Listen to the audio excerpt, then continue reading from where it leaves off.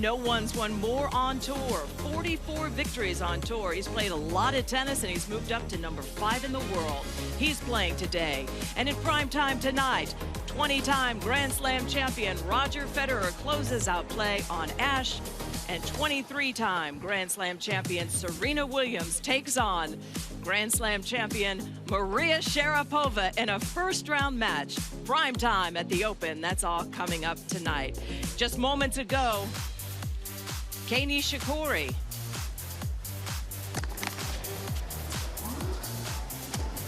he's advancing a retirement, and Nishikori is moving on. So that's how the U.S. Open is getting started. Day one with the retirement. He was up 6-1, 4-1. On ESPN Plus and ESPN, all the courts are coveraged as the richest tournament on record gets underway.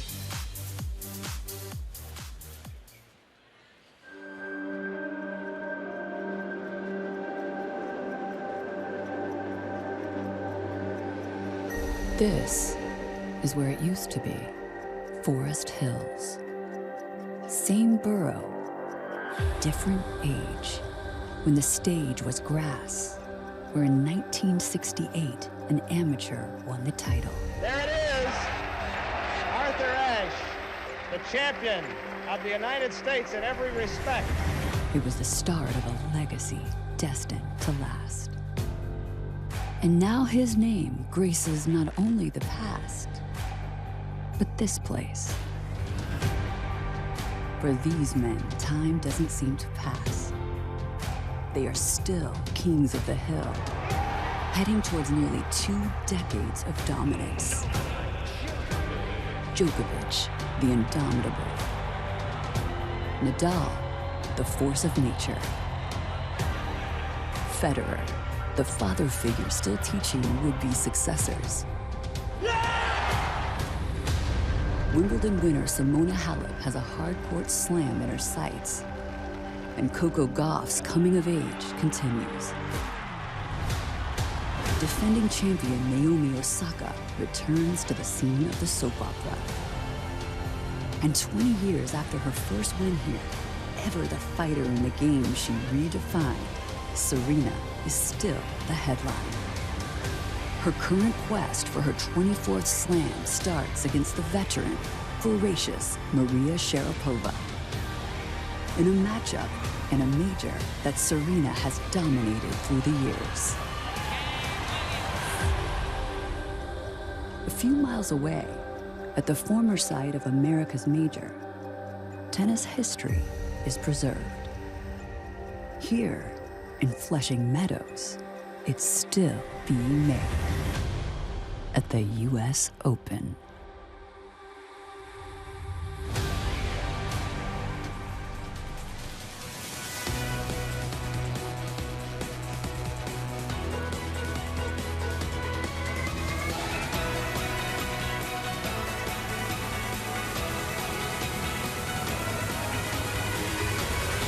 Welcome to the 2019 U.S. Open. And I welcome you to our continuing live coverage of the 2019 U.S. Open. Players competing for close to $58 million in prize money. It's simply unbelievable. We're sitting here at the American Express Practice Pavilion at the end of the practice courts and one of the best shows in town. Week 1 or week 2 is watching Rafa Nadal on a practice court. Few go as hard, as long as Rafa Nadal can, and he's right behind us on practice court number 1, right next to John Isner and Francis Tiafoe, 2 of the American hopes, right there on practice court 2. Hi, everyone, and I welcome you into this cool and breezy day with the McEnroe brothers, John and Patrick and Chrissy Everett. I'm Chris McKendry. What a great start. How do we follow the mother of all teases? I mean, Forest Hills, I mean, back in the day, baby. I mean, where's the money? You said it's unbelievable, the money. Where was it when we were playing? That's all we have to do. Show Forest Hills. Soft spot comes out in John. It's been an amazing start, John. We missed you last week. Where? Where were We you? were here. Where are you referring to? We were here. We were sitting on this I was couch. waiting for the call, Chris. Not a Bated single breath, person right? from ESPN, but I would like to make a request to the lighting guy. It is bright out here, but it is very bright We here. want you to look wanna good be on able to- TV, John. Hey, Come on. I'm easy with looking. I'm not quite as good if I can see the monitor. Okay? Every tournament, same story. It's the same Next thing. year, you should join us. Chrissy did qualifying for the first time this year. I think you'd enjoy it. I think that that is worth considering. I was Discuss here. that later. I was here a couple days. I was here. I played a match Wednesday. I was Yeah, part the of Legends. You were, It was right. part of the free celebration. U.S. Open week festivities. I had, I believe, 7 or 8 people showed up at our match. But I was around the ground. So next year it's all in. I mean, if we're going to keep adding weeks, I mean, we got to get this thing going and pump the U.S. Open up. Yeah, you must love it, though. I think the two of that's you. the beauty of the U.S. Open, having this fan week, and I think the other 3 Grand Slams are going to follow suit when they see how successful and what we had in that show last week between the player interviews, and we got to watch how they train. We got to get some tips on their tennis, and then we had the qualifying matches. So we had you. Did you see anyone in we had the you. women's or women's draw No, listen, that? we had you in the Legends playing, and we even Yes. had you being interviewed on the big stage. So It's an we got a event. lot of John McEnroe. It's just not enough. And it was free. I mean, It was really, for free, yeah. even, which is amazing. But Wow. listen, we're here on the practice set now. This is sort of a new thing, I think, that we open the show. Is that wrong? Because I think we used to be over there near the That's at nighttime. Globe. That's at nighttime. That's for prime time. It's just Tonight. prime time. Okay, but we get to see guys. I mean, Nadal, every now and then he gives an effort, so it's good to see him on Incredible. This You know what? event is only Sorry. getting bigger. I'm watching him 15 feet behind the was- baseline wait a returning minute. serve, and you see it on TV, but then when you see it in real life, he's up against the tarp. He's wondering why returning they serve. don't move the stands back so that we can. No, it's never been bigger. What about Super Saturday? You remember Super Saturday? Because Chrissy and I was pretty big then, wasn't it? Back in the day. Back in the day, way It back was when. big. That put it on the map. When men were men and women were women, you had to play and finish at midnight and come back and play the final, like, what, Ooh. 12 hours later. Pancakes for dinner. I think it was about 2 in the morning. Mom had to make you pancakes when you got home. You remember that? Carb load. And guess who used to be the car gosh. service? Now they got the entourages, the whole deal. Guess who drove him back and forth? And guess what he did on the way to the match every day? That's where he I didn't caught have a much snooze. recovery That's where he had to time. get ready. Yeah, come on.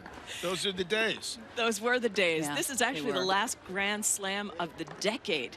U.S. Open 2019, another decade in the books. Take a look at the year, recap the season. We're with you starting in Australia, but we know many fans join us just for the big events. The men major winners, well, looks about the same as it did 12 Every years other ago. year. Yeah, I don't think much is going to change there when you got Djokovic and Nadal, who's looked great this summer. Djokovic obviously fresh off that epic win over Federer in the Wimbledon final. Roger, didn't look great in Cincinnati, but I think you'll see him a lot sharper tonight. On the women's side, it was really big surprise. Osaka, I think, back-to-back Grand Slam wins was incredible, and then Barty winning the French Open, and clay is not her best surface, and then of course Simone Halep winning Wimbledon, playing that spectacular match against Serena. And we also saw the emergence of Coco Gauff and the retirement and unretirement. We sort of retired Andy Murray at the Australian Open. He had hip surgery, and now he's playing with a fake hip. You know where- actually yeah. at Rafa's Academy. He's playing at the Rafael Nadal Challenger starting today, John, Yeah. in Mallorca. So we should ask Rafa maybe did they give him a guarantee to show up? Wait, who's playing there? Andy Murray. Murray is playing this week in a challenger in Mallorca in Spain. Wow. To try to get himself ready.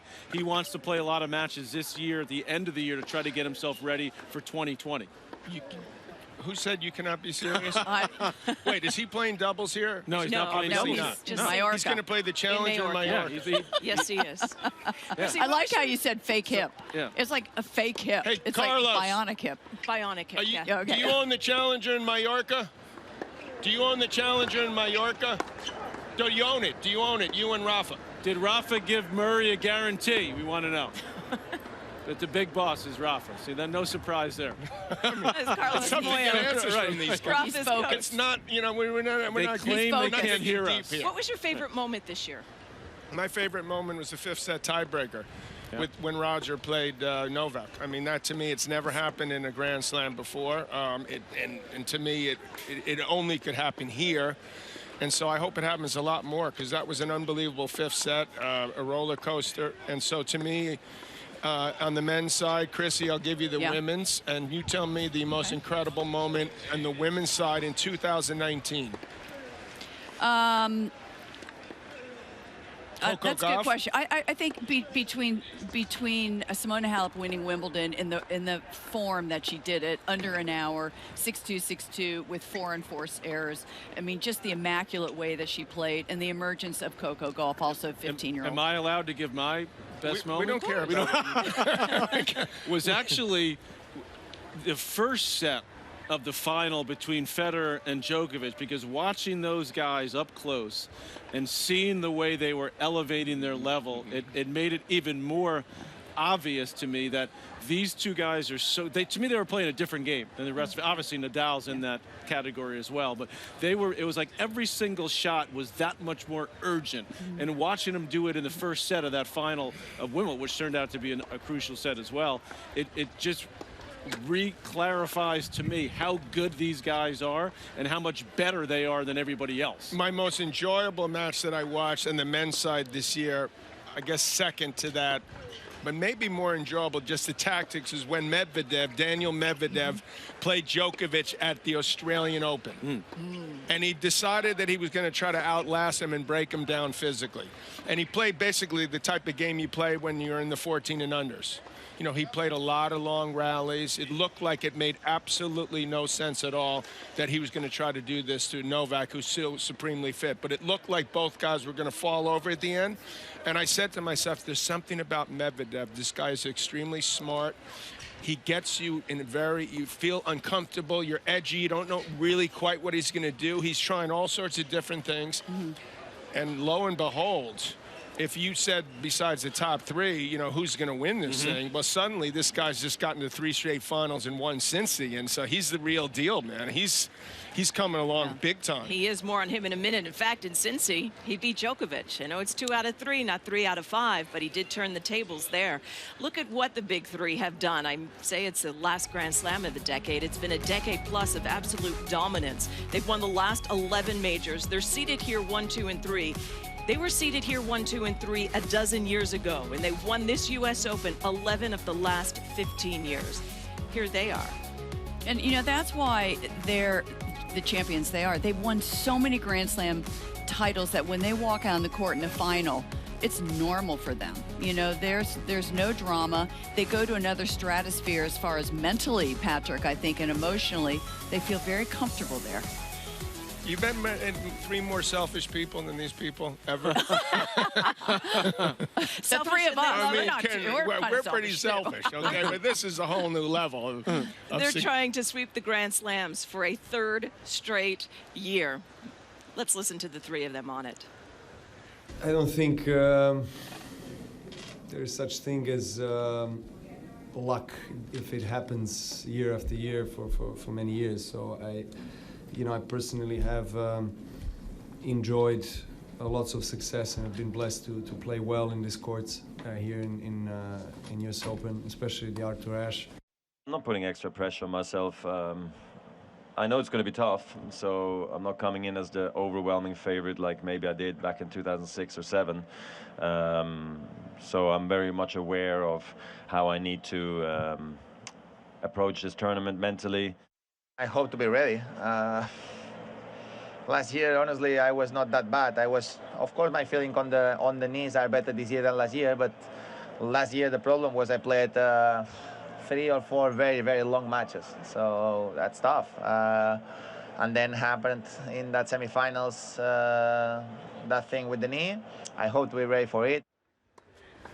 Patrick, you were there in Canada earlier this summer. That's the one hard court event Rafa played, chose not to play Cincinnati, and he defended his title in Canada. Yeah, I think he made the right decision not to play in Cincinnati after winning Canada. He takes Fognini in the quarters. Fognini actually played unbelievably well the opening set. Rafa was on his heels, but a couple loose games from the Italian early in the second set. Rafa turned it around quickly, won the last 2 sets easily, got the walkover in the semis against Monfils. And then, as you said, John, I mean, Medvedev had an unbelievable tournament. But to me, for Medvedev to make a big run here and at other majors, he's got to learn how to cut the cord off a little bit, because as Federer did earlier this year in Canada, he exposed Medvedev for being too far behind the baseline. Nadal did the same thing in the final in Canada, absolutely destroyed Medvedev. And I think he's primed right now, Rafa. We've been seeing him all week long. I think he's got some dangerous floaters in his section of that guys that could get hot. Cilic, Khachanov, big hitters.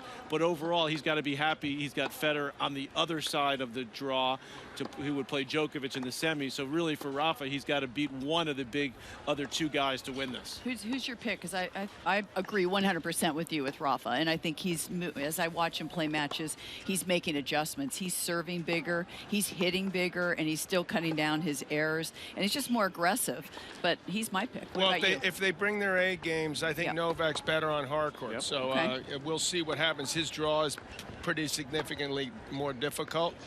Roger, you think he's 38 now. If he can go the distance and have to beat maybe or probably both those guys, so that's a tall order. But Rafa set himself up perfectly.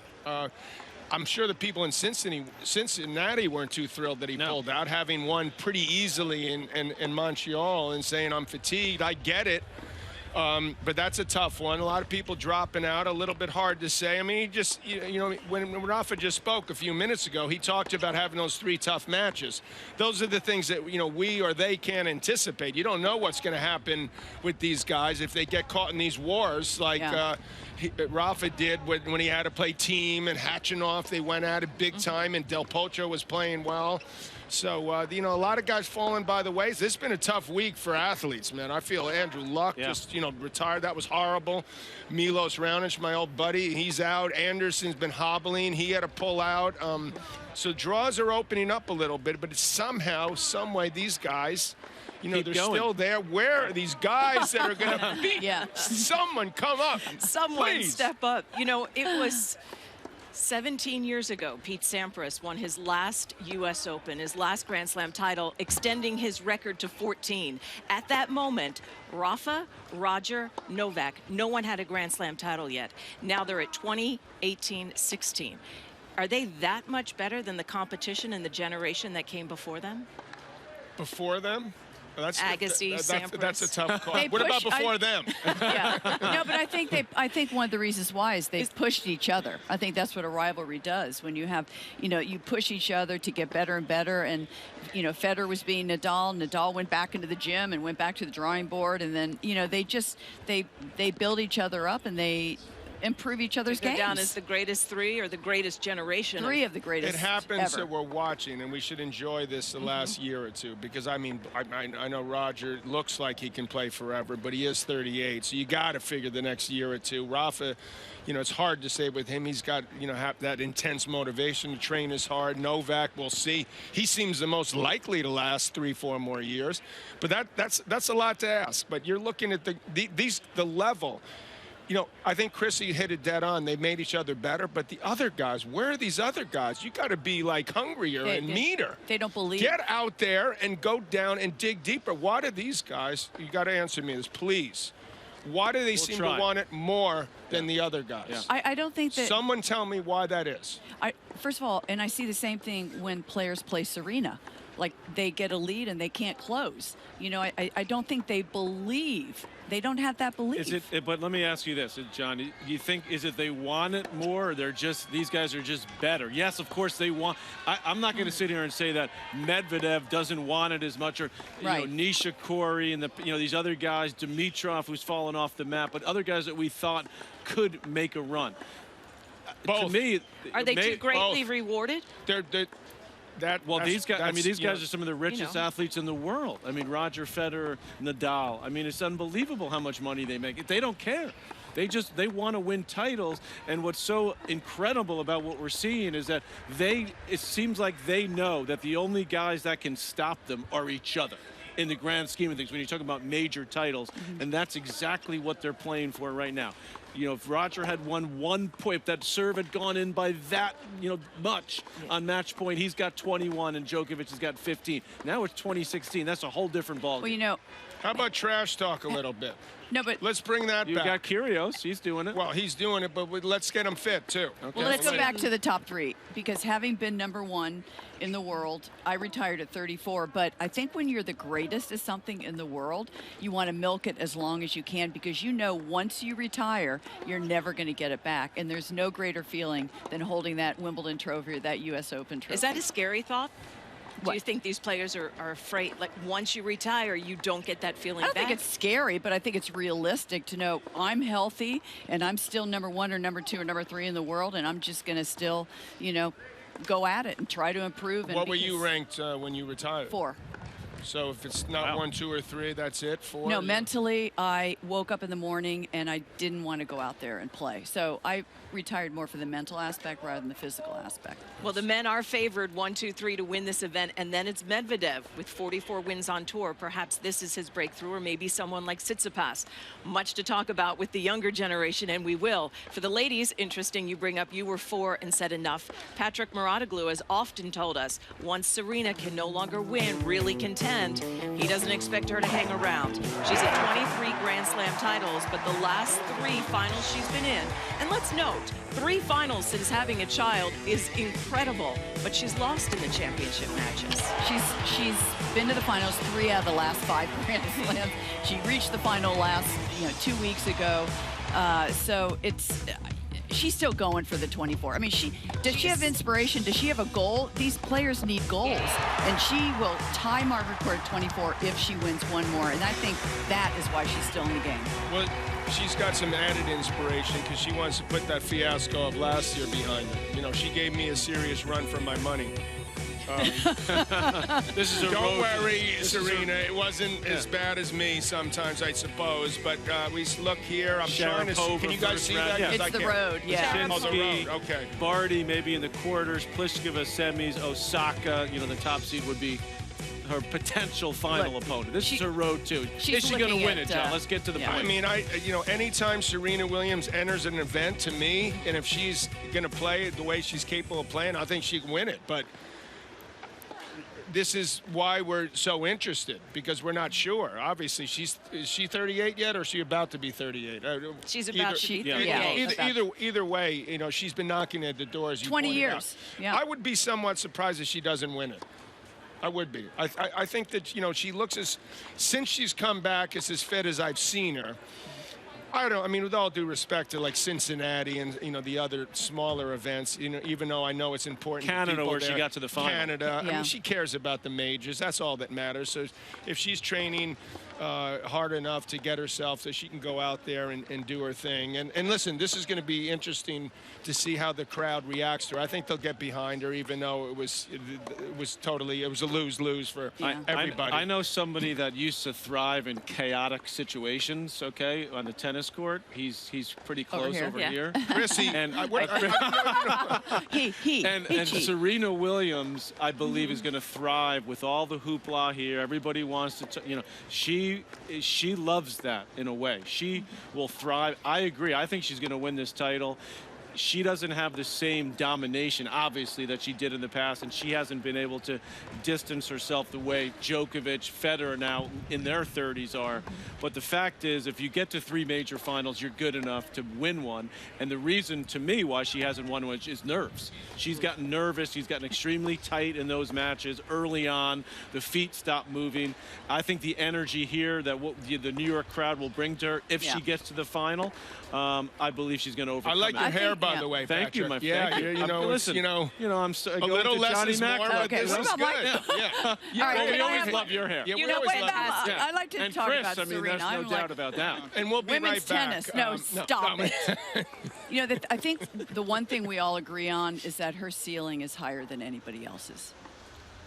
When she's playing her best tennis, that's true. There is nobody else. No question. When she's moving well, when she is focused, when she's getting that big serve in, we saw her beat Naomi Osaka at the Canadian, like 6'2", 6'3", she was playing vintage Serena Williams. If she can stay healthy and stay motivated for 7 matches in a row, she's playing better now than she ever has since she's come back, which was a year and a half ago.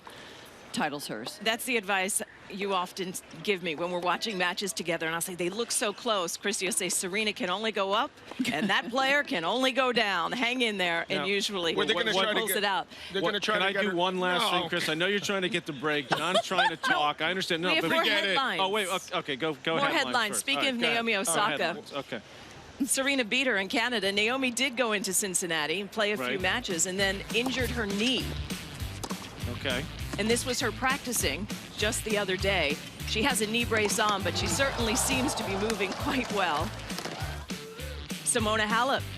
She had an Achilles injury earlier this summer. Darren Cahill told us she stopped taping her ankles, took the pressure off the Achilles.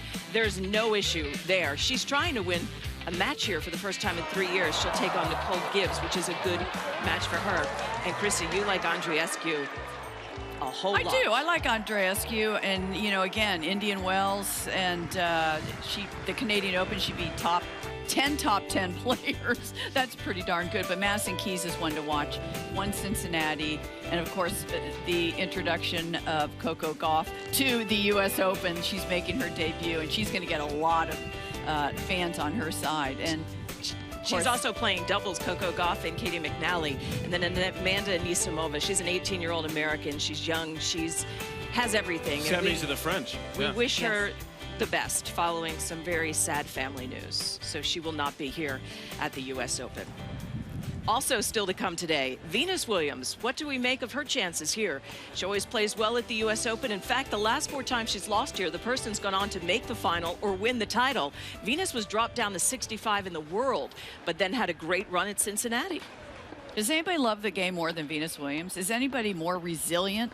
39th Venus Williams, Yep. 22nd. I'll go with Roger, but she's up there. But Venus will lose. I mean, Roger's still winning. You know, Venus. You know, when was the last time she won a tournament? She loses in the second round or quarterfinals. She bounces back. She's ready for the next tournament. She just loves this game. All right, can I get my point in? Go ahead. I feel like we're about to go to commercial. I don't know that for a fact. Well, first I'm going to set up the rest of the day's matches with But the this three is of my you. favorite part of the Nadal practice. So if we could get a camera over here on Rafa. Okay, he's finished his set play with the other player. Now he's got Carlos Moya out there, and he goes through this routine where he literally hits every ball as hard as he can in practice, and he's been doing it all week long, and sometimes he has to bring both his coaches, Moya and Roig, because even Moya, who's as fit as a fiddle still, gets tired out there because Rafa goes 25% harder right now than he would ever do in a match. It's amazing to watch. Absolutely pummeling the ball. John, you and I, we need to practice. Funny you should mention that. Exactly where I was going. Look at him go. It's John, amazing. don't play Moya in Legends matches. Moya's still hitting with you Rafa. You don't want to run into him. I actually had to play him a couple years ago, and on top of everything else, it was in Spain, and you add to that, it was on clay. Right, not good. Nice. I hit a 114-mile serve, which to me is amazing, and I thought, like, I got it, and I started to move in. I came back. He just flicked it, chipped it at my feet. I'm like, no, please. Well, the way you Don't make felt me play against this Moya guy. is how he feels now against Nadal. That's another level. Yeah. Here's your schedule coming up today. Ash Stadium Court is just opening right now. Ash Barty, the French Open champion, opens the Stadium Court, and then Novak Djokovic, Serena Maria, and Federer. Prime time over on ESPN2 tonight, beginning at 7 p.m. Eastern Time. Armstrong, here's your lineup. That's where you see Pliskova right now, and she won the first set in a tiebreak. That's a tight match. Yeah, up a break in the against second. another And Czech. by the way, Barty's already down 3-love in the first set. So the number 2 seed, Medvedev, we'll see him. Madison Keys, who had that great run, so maybe she can put another run together like she did a couple of years ago, losing to Sloane Stephens, who's back with the same coach that took her to the title a couple of years ago. They just reunited this week. And a What about reminder. Sasha Bayan? Is he back with Osaka then? No, he's with Mladenovic. Louis Armstrong. I'm just trying. Night sessions on Armstrong for a second year. Just a reminder, we'll be going twin bill tonight on ESPN2. This is Court 17, also on ESPN today. Fognini against Opelka, John. Who do you like there? I'll tell you, I'm sure Fognini's a little bit depressed that he had to, witness that draw being made. I think Opelka's the most by the way, the most likely American right now to win a major. Okay. Oh, The wow. next, Okay. the next guy, man. the best chance. Now, I think he still has to advance more to his game. I'm including John Isner in that because I don't think he's 100%. Taylor Fritz. Fritz is the highest ranked, Fritz, by I the believe, way. will be a top 10 player. Nice. TFO, I believe, at some stage, will be a top 10 player, but they're lagging behind those other youngsters. They got to make up some ground quick. Grandstand and all the other matches, including the big courts too, ESPN Plus. But Grandstand is on ESPN Plus today. Angie Kerber, Big match. 1 Eastern time. Mladenovic, that's where Sasha Bajan is. That's where he'll be sitting. Maybe not in a couple hours. And there's another young American. Keep your eye on Sophia Kenin taking on Coco Vandeweghe. Nice to see Coco back competing as well. We're just getting started. It's day one of the U.S. Open, and live tennis is next after a quick break.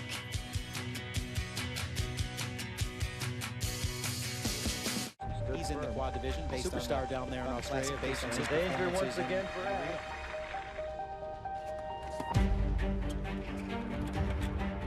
Help us show the world